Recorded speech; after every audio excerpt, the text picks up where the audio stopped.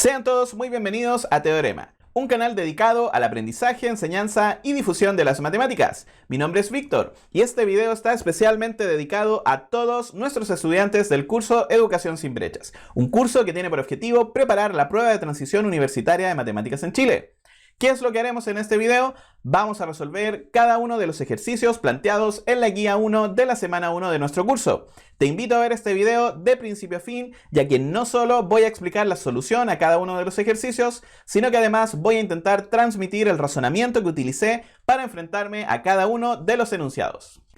Así que, sin más demora, vamos a ir a la guía número 1 de la semana número 1 y vamos a comenzar a resolver cada uno de los enunciados. La primera pregunta dice así: sea n un número entero positivo. ¿Cuál de las siguientes expresiones representa siempre un número par? Una manera bastante sencilla de enfrentar esta pregunta sería simplemente que encontremos las 4 expresiones que no representan siempre un número par. Y para ello bastaría, por ejemplo, reemplazar en n igual 1 cada una de esas expresiones. Veamos que efectivamente es así. Si reemplazamos en la opción A n igual 1, obtenemos un número impar, porque 1 al cuadrado es 1. Así que descartamos la opción A porque no siempre representa un número par. 1 es impar. Si evalúo en n igual 1 la segunda expresión, la alternativa B, resulta que nos da 7. 4 por 1 más 3 es 7. Y por lo tanto tampoco representará siempre un número par. La alternativa C también la vamos a descartar porque si yo reemplazo en n igual 1, obtengo 3 por 1 más 6, que eso es 9, que también resulta ser un número impar. Por lo tanto, hasta aquí ni la A, ni la B, ni la C representarán siempre un número par, ya que encontramos un contraejemplo. ¿Qué es lo que es un contraejemplo? Es un ejemplo que justamente va en contra de lo que queremos probar, ¿sí? La alternativa D dice 4n menos 1. Si nosotros de nuevo reemplazamos en n igual 1, resulta que 4 por 1 es 4, menos 1 es 3, que también cae en un número impar, y por lo tanto hemos descartado la alternativa A, B, C y D. Por lo tanto, la correcta debiese ser la alternativa E.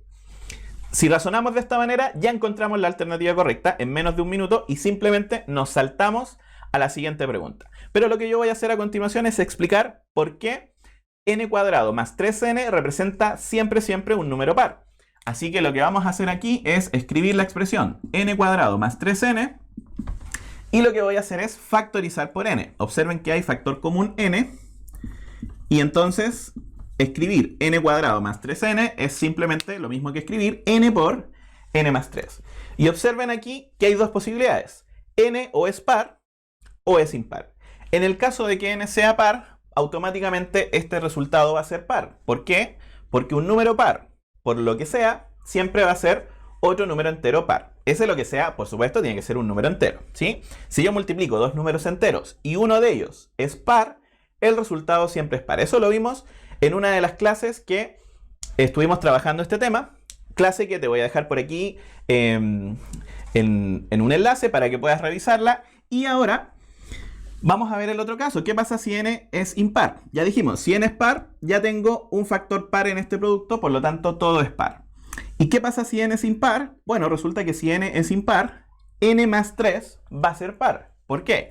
Porque la suma de un número impar más otro impar resulta ser en un número par. Y lo que acabamos de comprobar en realidad es que si yo multiplico n por n más 3, eso siempre va a ser un número par, porque no importa si n es par o impar, uno de los dos factores será siempre un número par.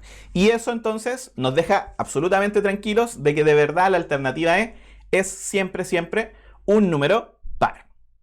Así que ahora vamos a ir a la siguiente pregunta. Pregunta número 2. Dice así: sea n un número entero positivo. ¿Cuál de las siguientes expresiones representará siempre un número impar? La pregunta es prácticamente igual a la anterior, pero ahora la idea es encontrar cuál expresión representa siempre un número impar. Así que vamos a echar un vistazo de nuevo. Veamos qué pasa si reemplazamos con n igual 1. Bueno, la alternativa rápidamente se descarta, ¿cierto? Porque 1 más 3 sería 4, sería par. Así que n más 3 no siempre representa un número impar. En la alternativa B, si de nuevo reemplazo n igual 1, resulta que 3 por 1 es 3 y más 1 es 4, que también resulta ser un número par, descartadas la A y la B. Después, en la alternativa C, tengo 6 por n más 3. Si reemplazo en n igual 1, resulta que me da 9, y 9 es un número impar. Así que no puedo descartar la alternativa C. ¿Qué pasa si en la alternativa C, por ejemplo, colocáramos n igual 2? 6 por 2 es 12 y 12 más 3 también es impar, es 15. Así que en principio parece que la alternativa C no la podemos descartar. La alternativa D sí la descartamos porque a pesar de que evalúe en 1 va a resultar un número impar, pero fíjense si n es par, 5, por ejemplo 5 por 2, si n vale 2 resulta ser un número par, así que la D no siempre representa un número impar, perdón. Y la alternativa E resulta que si yo la reemplazo en n igual 1, esa expresión vale 2 y por lo tanto la descartamos también. Así que de nuevo por descarte podríamos decir aquí que la alternativa correcta es la C, que es la única que no pudimos descartar, pero por supuesto vamos a explicar en profundidad por qué la alternativa C es la alternativa correcta. Así que rápidamente vamos a ir a la pizarra y vamos a explicar por qué 6n más 3 representa siempre un número impar. Bueno, resulta ser que tenemos que 3 es un número impar.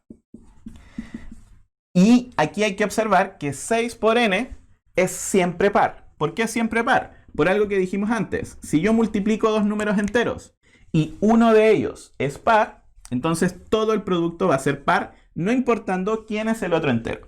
Por lo tanto, par más impar, esto va a resultar en siempre un número impar. Esta propiedad, de nuevo, la vimos en la clase que estuvimos estudiando números pares e impares. Par más impar, aquí estoy sumando, ¿cierto? Resulta en siempre una expresión impar. Y por lo tanto, la alternativa correcta, de nuevo, la encontramos por descarte, pero la justificamos adecuadamente.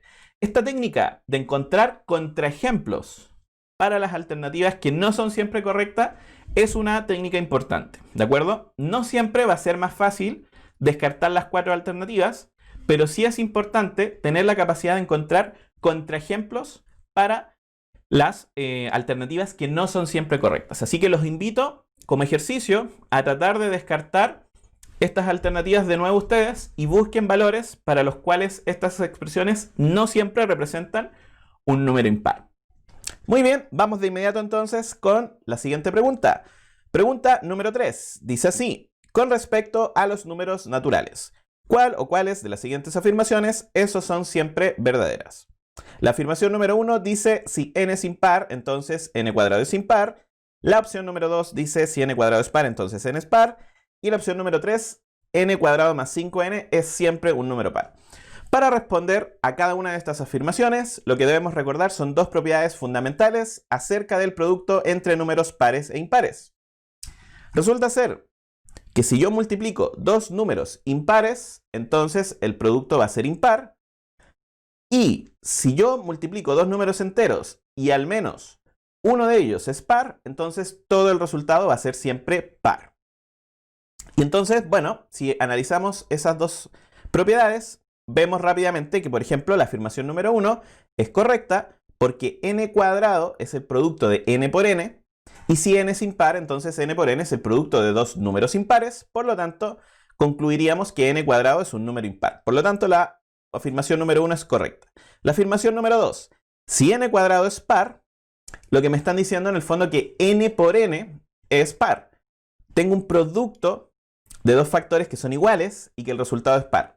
Lo que me dice la propiedad que anunciamos hace un rato es que si hay un producto que es par, al menos uno de los factores debe ser par. En este caso, el único factor del producto n por n es n, y por lo tanto concluimos rápidamente que n necesariamente debe ser un número par. Así que la opción 2, la afirmación número 2 también es correcta. Y acerca de la afirmación número 3, n cuadrado más 5n es siempre par, la respuesta es que eso es verdadero, ya que el argumento que podríamos usar para justificar esta afirmación es el mismo argumento que utilizamos en la pregunta número 1. Si factorizamos por n, entonces nos va a quedar un producto de dos factores, donde uno de esos factores es n, el otro es n más 5, y puedes chequear, tal como lo hicimos en la pregunta número 1, que n o n más 5, siempre uno de los dos factores va a ser un número par, y por lo tanto en un producto donde siempre hay un número par, el resultado debería ser siempre número par. Así que por lo tanto, esta pregunta tenía que ver con las propiedades acerca del producto entre números pares e impares, y las tres afirmaciones son siempre verdaderas. Por lo tanto, aquí la alternativa correcta es la alternativa 1, 2 y 3, alternativa E. Así que rápidamente vamos a ir a la siguiente pregunta, pregunta número 4. Observemos aquí que esta es una pregunta de suficiencia de datos. Nos Preguntan si se puede determinar que la expresión a más b sea múltiplo de 6. O bajo qué condiciones a más b va a ser un múltiplo de 6. Y aquí nos entregan dos informaciones que vamos a tener que juzgar si acaso son o no suficientes para poder determinar que a más b sea múltiplo de 6. Si quieres pausar el video un momento para pensar tu respuesta, y la verdad, si uno le da vueltas un rato a esta pregunta, puedes rápidamente decidir que la respuesta correcta acá es la opción E. ¿Por qué? ¿Qué te lleva a sospechar eso? Observa aquí que primero, A es un múltiplo de 3. ¿Qué relación hay entre ser múltiplo de 3 y múltiplo de 6? Bueno, resulta que si eres múltiplo de 6, necesariamente eres múltiplo de 3. Pero si eres múltiplo de 3, no tienes por qué ser un múltiplo de 6. Así que uno sospecha que la 1 es muy poca información. Además que la 1 por sí sola no me dice nada de b. Y la suma de dos números para que sea múltiplo de 6 hay que tener cierto cuidado, ¿no?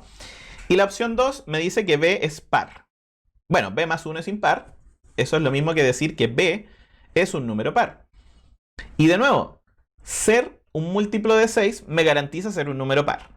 Pero no al revés. No todos los números pares son múltiplos de 6. Así que en principio uno sospecharía de que no hay suficiente información, incluso si trabajáramos con las dos opciones juntas. Y de hecho, lo que vamos a hacer es escoger dos valores, uno para A y uno para B, que cumplan con la opción 1 y con la opción 2, y ver que simplemente no puedo asegurar que A más B es múltiplo de 6. Por ejemplo, podríamos elegir A igual 9, B igual 4, y observen que en este caso A más B sería 13.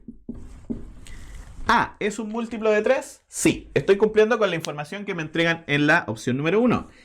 ¿B es par? Sí, es otro número que cumple con la información que me entregan en la número 2. Observen aquí, estoy usando toda la información que me dieron. Lo único que me dijeron de A es que era un múltiplo de 3. Lo único que me dijeron de B es que es un número par. ¿Puedo concluir con eso que A más B va a ser un múltiplo de 6? Y la respuesta es que no, porque mire, aquí hay un número que cumple con la primera, hay un número que cumple con la segunda, y la suma no es necesariamente un múltiplo de 6.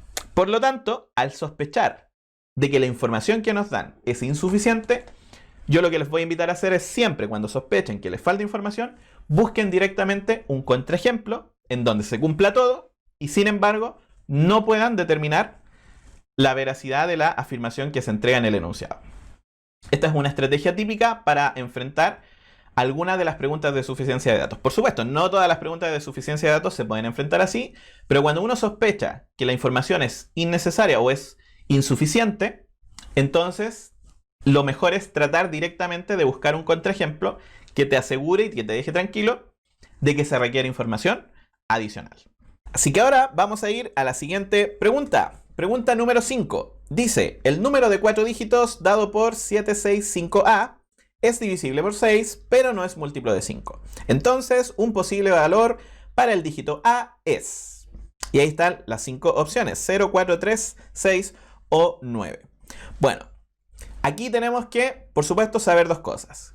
¿Cuál es la regla de divisibilidad por 6 y cuál es la regla de divisibilidad por 5? Un número es divisible por 6 cuando es divisible por 2 y por 3. Y cuando un número es divisible por 5, cuando su último dígito es 0 o 5. Te voy a dejar aquí en la esquinita el enlace para la clase en donde vimos las reglas de divisibilidad e hicimos algunos ejemplos. Resulta ser que A es justo el dígito de la unidad. Por lo tanto, para que A cumpla con la regla de divisibilidad del 2, necesariamente A tendría que ser 0, tendría que ser 2, 4, 6 u 8. No podría ser otro dígito que no esté en esta lista. ¿Por qué es esto? Porque nos dicen que el número 765A es múltiplo de 6 o divisible por 6, que es lo mismo, pero no es múltiplo de 5. Entonces, para que cumpla con esta primera parte, recordemos, cuando un número es múltiplo de 6, cuando es divisible por 2 y por 3, como dijimos antes. Para que sea divisible por 2, entonces, A debería ser 0, 2, 4, 6 u 8. Una de esas opciones. Sin embargo, vamos a descartar el hecho de que A sea 0. ¿Por qué? Porque si A fuera 0, entonces no estaríamos cumpliendo con esta otra parte.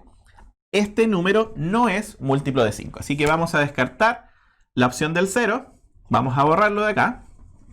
Así que simplemente A podría ser 2, 4, 6 u 8. Ya usamos la información que nos entregaba el hecho de que el número no es múltiplo de 5. Ser múltiplo de 6 dijimos que eran dos cosas. Ser múltiplo de 2, bueno, ya usamos esa información. Y la otra es que sea un múltiplo de 3. Y para que sea un múltiplo de 3 tenemos que estudiar la suma de los dígitos. Llamémosle S a la suma de los dígitos. Y si sumamos acá, obtenemos 7 más 6 más 5 más A. Y esto es igual a 7 más 6 es 13 y 13 más 5 es 18. Y 18 más A entonces sería la suma de los dígitos de este número que estamos estudiando. Para que este número sea múltiplo de 3, lo que debe pasar es que la suma de los dígitos sea un múltiplo de 3. La pregunta es, ¿con cuáles de estas opciones esta suma va a resultar ser un múltiplo de 3? Bueno, vamos probando. 18 más 2 es 20, que no es un múltiplo de 3, así que A no puede ser 2. Si A es igual a 4, 18 más 4 es 22, tampoco es un múltiplo de 3, así que descartamos el 2 y el 4. Si A vale 6, 18 más 6 es 24, y 24 sí es un múltiplo de 3, así que al parecer A necesariamente tendría que ser 6. Y veamos qué pasa con el 8, 18 más 8 es 26, que tampoco es un múltiplo de 3. Por lo tanto, la única opción que tengo para el dígito A sería que A valga 6, puesto que 18 más 6 es un múltiplo de 3, y por lo tanto, si coloco aquí un 6, este número va a ser múltiplo de 3, va a ser además múltiplo de 2, porque no vamos a tener problemas, ¿cierto? Porque 6 es par, así que todo el número va a ser un múltiplo de 2, y además no va a ser un múltiplo de 5. Observen que si yo colocara el 0, fíjense, 18 más 0 es 18, que es múltiplo de 3, por lo tanto este número con un 0 acá sería múltiplo de 3, sería múltiplo de 2, pero sería múltiplo de 5. Y no es lo que queremos. Por lo tanto, ahí había que tener simplemente ese pequeño cuidado de que A podía ser en principio 0 o 6, pero el 0 no era el que estábamos buscando. Así que la alternativa correcta en este caso sería la letra D. Dígito que podría ser A es 6. Así que vamos a la siguiente pregunta. Pregunta número 6. Dice, con respecto a los números naturales, ¿cuál de las siguientes afirmaciones esos son siempre verdaderas? Bueno, resulta que esta pregunta, si observamos las alternativas que son más o menos similares, la opción 1, la opción 2 y la opción 3, está basada en la idea de justamente lo que acabamos de ver, la divisibilidad por 6. Dijimos nosotros que si un número es divisible por 2 y es divisible por 3, entonces va a ser divisible por 6. Observen la relación entre el 2, el 3 y el 6. 2 por 3 es 6. La pregunta es, si un número es divisible por A y es divisible por B, ¿será necesariamente divisible por el número A por B? Y la respuesta es que depende. Depende de qué relación hay entre el número A y el número B. Y yo voy a dar ahora una pequeña propiedad de cuándo eso es verdadero y vamos entonces a estudiar cada una de estas opciones. Bueno, resulta que vamos a anotar aquí propiedad, sean A y B enteros coprimos. Si no sabes lo que son los números coprimos, te voy a dejar aquí en la esquinita el enlace de la clase en donde vimos cuáles eran los números coprimos. Entonces, si C es múltiplo o divisible, C es múltiplo de A y de B, entonces C es múltiplo de A por B. Entonces, la clave aquí, para que resulte esta propiedad del 6, ¿ya? Recuerden, 6, si un número es divisible por 6, quiere decir que es divisible por 2 y por 3. 2 por 3 es 6. La pregunta es, ¿eso funciona en general para cualquier número A y B? Y la respuesta es que funciona siempre y cuando el A y B sean números coprimos. La explicación a esa pregunta, o a esta propiedad, se las voy a dejar de tarea para que piensen, para que profundicen. Piensen en la tabla prima que estuvimos analizando en clases. Y con esta propiedad entonces vamos a analizar la pregunta. Por supuesto, con esta propiedad escrita es mucho más fácil analizar esta pregunta. Entonces, si un número es divisible por 2 y por 7, la pregunta ¿es divisible por 14 necesariamente? Y la respuesta es que sí. Y la justificación es que el 2 y el 7 son números coprimos. La opción 2 dice, si un número es divisible por 5 y por 4, ¿Necesariamente es divisible por 20? Y la respuesta también es verdadero, puesto que el 5 y el 4 son números coprimos. ¿Qué son los números coprimos? Aquellos números que no comparten primos, o cuyo máximo común divisor es 1. Observen, entre el 2 y el 7, el máximo común divisor es 1. Entre el 5 y el 4, el máximo común divisor es 1. Así que la 1 y 2 es verdadera. Sin embargo, la 3 ya es incorrecta. Si un número es divisible por 6 y por 8, entonces va a ser divisible por 48, y la respuesta es que no necesariamente. La justificación es que el 6 y el 8 no son coprimos. De hecho, el máximo común divisor entre 6 y 8 es 2. Por lo tanto, la 3 es falsa. Ahora, bueno, si no me sé la propiedad, profe, ¿cómo hubiese enfrentado esta pregunta? La verdad es que si hubieses tratado de buscar un contraejemplo para la 1 y la 2, no lo hubieses encontrado, y eso te hubiese llevado a sospechar de que son verdaderas. Pero solo a sospechar, nunca ibas a estar tan seguro, al menos que encontraras una explicación a la propiedad que acabo de mostrarte. Sin embargo, la 3 es fácil de descartar buscando un contraejemplo adecuado. ¿Cuál sería el contraejemplo? 24. 24 es un número divisible por 6, divisible por 8, pero que no es divisible por 48. Por lo tanto, podemos encontrar un contraejemplo para la opción 3 y descartar al menos solo 3, ¿de acuerdo? Así que, incluso descartando solo 3, observen en las alternativas, hubiésemos tenido que elegir entre solo 1, solo 2 o 1 y 2. Así que sabíamos que al menos una era verdadera. Por lo tanto, aquí la moraleja es que podemos buscar contraejemplos para descartar siempre las que son falsas, pero cuando sean verdaderas, en realidad nunca vamos a estar seguros, al menos que manejemos alguna propiedad o que encontremos nosotros mismos en el momento en que estemos respondiendo la pregunta una explicación satisfactoria para poder concluir si una opción es verdadera o no. Así que continuamos con el desarrollo de nuestra guía de ejercicios. Pregunta número 7. ¿Cuál de los siguientes números naturales tiene una cantidad impar de divisores? Bueno, esta pregunta es bastante sencilla y lo que tenemos que hacer aquí es, por supuesto, tratar de encontrar cuántos divisores tiene cada uno de estos números. Y la pregunta es, ¿cuál es el que tiene una cantidad impar de divisores? Entonces, contemos divisores. ¿Cuáles son los números que dividen al 20? El 1, el 2, el 4, el 5, el 10 y el 20. Así que el 20 tiene una cantidad par de divisores. Tiene 6 divisores. El 18, ¿cuántos divisores tiene? Tiene al 1, tiene al 2, tiene al 3, tiene al 6, tiene al 9 y tiene al 18. También tiene 6 divisores, así que descartamos esa opción. El 45, ¿cuántos divisores tiene el 45? Tiene al 1, tiene al 3, tiene al 5, tiene el 9, tiene el 15, tiene al 45. Así que también el 45 tiene 6 divisores. Bueno, hasta aquí todos los números están teniendo 6 divisores. El 60, ¿cuántos divisores tiene el 60? Tiene al 1, tiene al 2, tiene al 3, tiene el 4, tiene el 5, tiene el 6, tiene el 10, tiene el 12, el 15, el 20, el 30 y el 60. Tiene 12 divisores el 60. Y resulta que tampoco tiene una cantidad impar. Bueno, por descarte debería ser la E, ¿no? El 64 es el que debería tener una cantidad impar de divisores. Y en efecto, ¿cuáles son los divisores del 64? El 1, el 2, el 4, el 8, el 16, el 32 y el 64. Resulta que el 64 tiene 7 divisores. La pregunta es, ¿qué tiene de especial el 64 que no hayan tenido los otros números? O la pregunta es, ¿qué números tienen una cantidad impar de divisores? Si quieres pausar el video un momento para pensar en cuáles son esos números. Y bueno, si lo estuviste pensando ahí, resulta que la propiedad clave del 64 que lo diferencia de los demás es que es un cuadrado perfecto.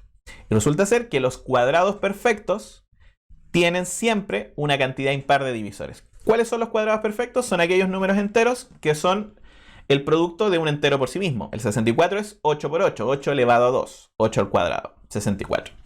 Por ejemplo, el 100 es un cuadrado perfecto porque es 10 por 10. Se puede escribir como el producto de dos números enteros iguales. Y entonces el 100 también tiene una cantidad impar de divisores. ¿Cuáles son los divisores del 100? El 1, el 2, el 4, el 5, el 10, el 20, el 25, el 50 y el 100. El 100 tiene 9 divisores. Te voy a dejar de tarea pensar en por qué los números cuadrados perfectos tienen una cantidad impar de divisores. Así que bueno, la pregunta ya está más que resuelta y además te dejo un pequeño desafío para que puedas ver por qué los cuadrados perfectos tienen una cantidad impar de divisores. Por supuesto, no había que saber esa propiedad para responder a esta pregunta, pero es una propiedad bastante interesante. Así que, conclusión, contando divisores, alternativa correcta, letra E. Y vamos con la siguiente pregunta. Pregunta número 8. ¿Cuántos divisores tiene el número 5040? Bueno, la verdad que aquí nos podríamos entretener bastante buscando cuántos divisores tiene el 5040. Esta pregunta la venimos planteando hace varios años y la verdad que los estudiantes más valientes que hemos tenido han llegado a la conclusión de que el 5040 tiene 31 divisores. Al menos 31 divisores, los más valientes. Y eso les permite concluir de que la respuesta correcta es 60. Ya que, bueno, no hay alguna alternativa intermediaria entre 30 y 60. Así que si no es 30, tiene que ser 60. Los más valientes han encontrado los 31 divisores. Pero la verdad que encontrar 31 divisores es un trabajo bastante esforzado. Trabajo, yo le diría, bastante tedioso. Lo importante es que eso te ayude a encontrar y practicar reglas de divisibilidad. La pregunta es, solamente buscando uno por uno cuáles son los divisores del 5040, ¿podremos encontrar cuántos divisores tiene? Y la respuesta es que no, porque podríamos nosotros tratar de utilizar la factorización prima del 5040 para saber cuántos divisores tiene. Y de hecho, lo que vamos a hacer es lo siguiente. Vamos a ir a la pizarra y vamos a buscar la descomposición prima del 5040. Entonces vamos a descomponer primero el 5040 de una forma simpática que nos permita factorizarlo. Por ejemplo, 5040 es 504, ¿cierto? Por 10. Vamos a tratar de ir descomponiendo este número y vamos a escribirlo en factores primos. El 504 lo puedo dividir por algún número, por ejemplo por 4, ¿cierto? 500 dividido por 4 es 125, así que aquí tengo 126 por 4 por 10. El 126 también lo puedo descomponer. Observen que 1 más 2 más 6 es 9, así que el 126 es divisible por 9. Así que esto tiene que ser 9 por algo. La respuesta es 9 por 14 por 4 por 10. Observen que estoy haciendo esto bien desordenado porque el 5040 es un número muy grande. Si me pongo a dividirlo por primo, voy a demorar mucho.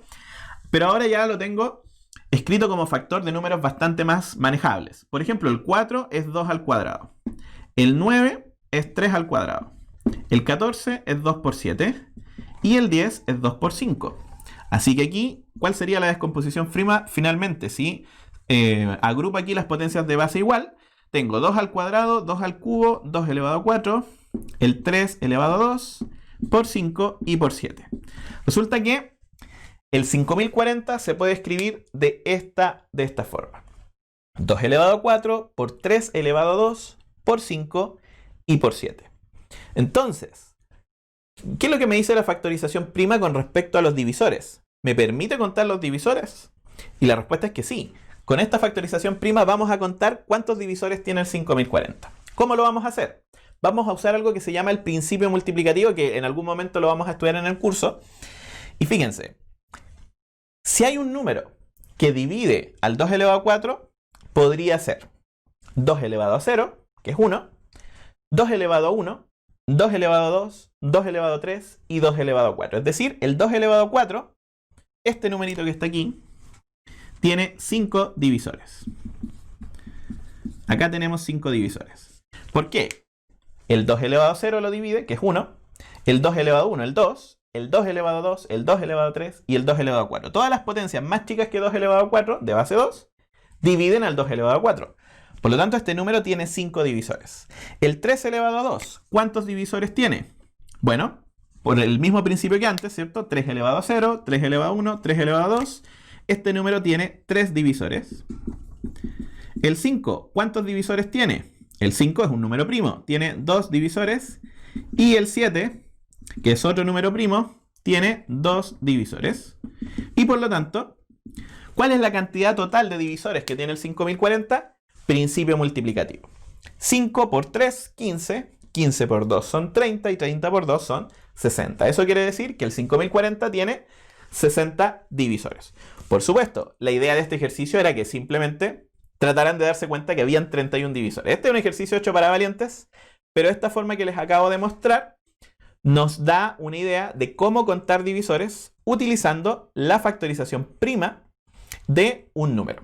Así que ahí tienen otra aplicación más de la factorización prima para contar divisores, sobre todo de números grandes, como el 5040, ¿no? Así que bueno, vamos a ir a la siguiente pregunta. Pregunta número 9. Dice más o menos así. Si P es un número primo impar, ¿cuál de las siguientes expresiones nunca representa un número primo? ¿Cuál de las siguientes expresiones representa nunca, un número primo? Si P es un número primo impar, ¿podría haber un número primo que sea par? Y la respuesta es que sí, el 2. El 2 es el único número primo que es par. Así que aquí, cuando nos dicen que P es un primo impar, en realidad lo que nos están diciendo es que P no puede ser 2. Pero P podría ser 3, podría ser 5, podría ser 7, podría ser 11, 13, etc. De ahí en adelante. De las opciones que tenemos aquí, de las alternativas, ¿cuál es la que nunca representa un número primo? Y aquí quizás podríamos usar las estrategias que vimos en la pregunta 1 y en la pregunta 2, ir buscando algún contraejemplo. Pero la verdad es que hay una opción de las que está aquí que es bastante fácil de probar, que nunca va a ser un número primo, principalmente porque hay una de las 5 alternativas que siempre es un número par. Y los invito a pausar el video y buscar cuál de esas 5 alternativas representa siempre un número par. Así que bueno, si pensaste un rato, espero que hayas encontrado que esa opción es la alternativa A. La alternativa A siempre representa un número par. ¿Por qué? Porque P es primo impar. Y P cuadrado sería impar por impar. Impar por impar es un número impar. Y si al impar le sumo 1, eso va a resultar en un número par. Ahora, ¿por qué digo que eso nunca va a ser un primo? Porque bueno, P cuadrado más 1 va a ser más grande que 3, porque P puede ser, a lo más chico que puede ser es 3. Así que el P cuadrado más 1 es de 3 para arriba. Y si es un número par, o va a ser 4, o va a ser 6, o va a ser 8, o va a ser 10, etc. Por lo tanto, P cuadrado más 1 va a ser un número par que no es 2 y por lo tanto nunca va a ser primo. Recuerden que el único primo par es el 2. Todos los demás pares no son números primos. Así que simplemente observando esa propiedad podemos darnos cuenta que la alternativa A es la alternativa correcta. Como ejercicio los invito a que encuentren contraejemplos para las alternativas B, C, D y E. Y eso les va a poder ayudar a buscar contraejemplos, que es también una habilidad importante al momento de buscar cuando falla una alternativa para una propiedad que se cumple nunca o que se cumple siempre. Bueno, y vamos a ir finalmente a la pregunta número 10. La pregunta número 10 dice así. Sean P y Q números enteros positivos distintos mayores que 2. Se puede determinar que la expresión P más Q no es múltiplo de P. Sí se sabe que. Bueno, la opción 1 dice P es un número primo y la opción 2, Q es un número primo. De nuevo tenemos una pregunta de suficiencia de datos. La pregunta es, ¿se puede determinar que la expresión P más Q no es múltiplo de P? Si se sabe que. Bueno, ¿cómo vamos a atacar esta pregunta? Vamos a ir a la pizarra y vamos a anotar una propiedad importante acerca de la divisibilidad de la suma de dos números enteros. Esta propiedad tampoco es que sea demasiado famosa, ¿no? Pero nos va a ayudar a entender un poco cómo enfrentar esta pregunta. Entonces vamos a anotar aquí una propiedad. Sean A, B y C números enteros. Esto vale para enteros positivos. Simplemente vamos a decir no nulos para que no tengamos el caso del 0. Entonces vamos a decir si A más B es múltiplo de C, si A más B es múltiplo de C, si la suma de dos números es múltiplo de un tercero, entonces se cumple solo una de las siguientes opciones. Entonces se cumple solo una de las siguientes opciones. Se cumple solo una. ¿Cuáles son esas opciones? Número 1, A y B son múltiplos de C. A y B son múltiplos de C. Y la opción número 2 es que ni A ni B son múltiplos de C. O sea, ¿qué estamos diciendo con esto?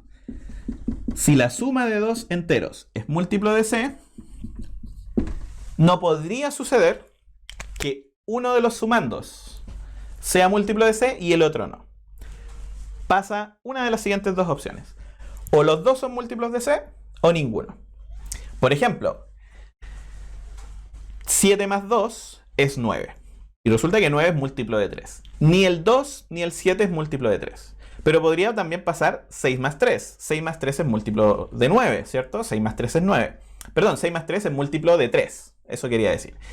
El 3 y el 6, ambos son múltiplos de 3. Pero por ejemplo, si yo tengo 3 más algo que no es múltiplo de 3, esa suma nunca va a ser múltiplo de 3. Eso es lo que está diciendo esta propiedad, que además, si le dan vuelta un rato, tiene bastante lógica y es muy fácil de demostrar. Pero nosotros nos vamos a enfocar ahora en cómo utilizar esta propiedad que les acabo de mostrar para responder a esta pregunta.